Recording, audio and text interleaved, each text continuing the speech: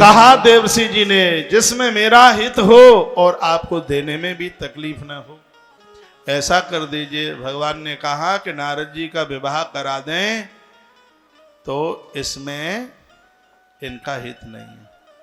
एक महात्मा चाहता था मैं विवाह नहीं करूंगा, उसका तो जबरदस्ती से विवाह करा दिया, और जो विवाह चाहता है उसको बिना विवाह के छोड़ दिया। यही तो लीला भगवान की है। महात्मा करदम चाहते थे कि विवाह नहीं करना है, तो उनका तो जबरदस्ती से विवाह करा दिया करदम का, क्योंकि उन्हें पता था कि मैं कपिल इन्हीं की तपस्या के द्वारा बन सकता हूं। तो जो नहीं चाहता था उसका विवाह करा दिया, और जो चाहता था उसको बिना विवाह के रहने दिया। रामायण के अरण्यकांड में कथा थी, भगवान रो रहे थे, एक खग मर गए मधुकर श्रेणी, तुम देखी सीता मृग नयनी। भगवान की आंख में आंसू थे, तो वहां नारद जी प्रकट हो गए। नारद जी ने कहा, उस दिन हमारा विवाह हो जाने देते तो हम तुम्हें श्राप नहीं देते, श्राप नहीं देते, तुम्हारी घरवाली का हरण नहीं होता, और ऐसे तुम्हें रोना भी नहीं पड़ता। लेकिन अब भुगत लो, जैसा तुमने किया अब चख लो उसका आनंद। नारद जी बोले, ये सब गड़बड़ी तुमने करी थी ना, हमने बिना विवाह के हमें छोड़ दिया। तुम्हें पता है कि हमारा विवाह नहीं हुआ तो हम कितने रोए थे उस दिन। तुमने हमारा विवाह नहीं होने दिया, हमने श्राप दे दिया, तो अब पत्नी के लिए रो लो खूब, भुगतो अब।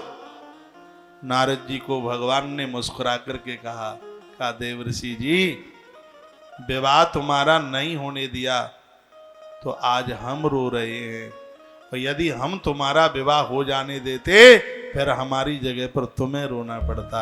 हमारा नियम है, हम भगतों को नहीं रोने देते, उनकी जगह पर हम खुद ही रो लेते हैं।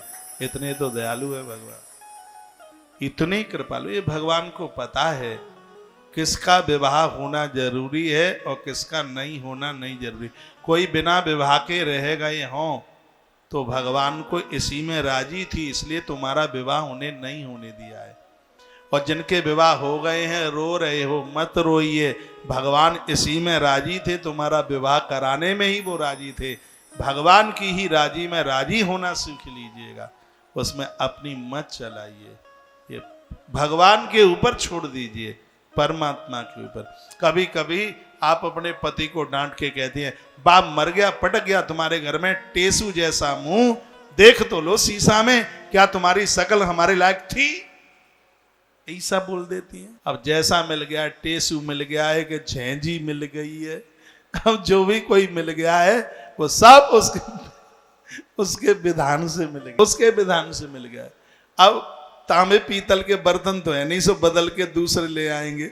अब जैसा मिल गया है अपने आप को संतुष्ट कर लो, और ये कहते रहा करो, भला है बुरा है जैसा भी है। हाँ जी, आगे का आप बोल लीजिएगा, भला है बुरा है कैसा भी है, बबलू का पापा पूरम पट्ट हमारे लिए देवता है। भला है बुरा है कैसा भी है, मेरा पति मेरा देवता है।